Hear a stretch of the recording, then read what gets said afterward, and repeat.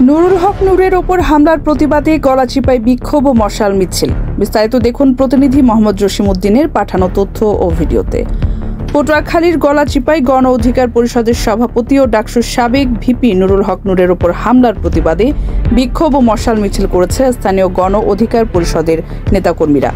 শুক্রবার রাত 12:15টার দিকে উপজেলার চরবিশ্বাস ইউনিয়ন ও পৌর এলাকা নেতাকর্মীরা গলাচিপা পৌর মঞ্চ থেকে বিক্ষোভ মিছিল শুরু করে। মিছিলটি পৌর এলাকার গুরুত্বপূর্ণ সড়ক প্রদক্ষিণ শেষে এক স্থানে এসে শেষ হয়। এর আগে পৌর মঞ্চের সামনে এক সংক্ষিপ্ত সমাবেশ অনুষ্ঠিত হয়।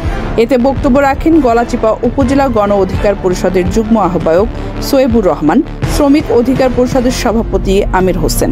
সমাবেশে আরও উপস্থিত ছিলেন উপজেলা গণ অধিকার পরিষদের আহ্বায়ক হাফিজুর রহমান, সদস্য সচিব জাকির মুন্সি, পৌর আহ্বায়ক লিটন মাতব্বর, সদস্য সচিব রেজা মাহমুদ, উপজেলা যুব অধিকার পরিষদের আহ্বায়ক মোহাম্মদ রাসেল, সদস্য সচিব আবুল হোসেন, সাধারণ সম্পাদক নাজমুল হাসান, ছাত্র অধিকার পরিষদের সভাপতি আরিফ বিল্লাহ সহ প্রমুখ।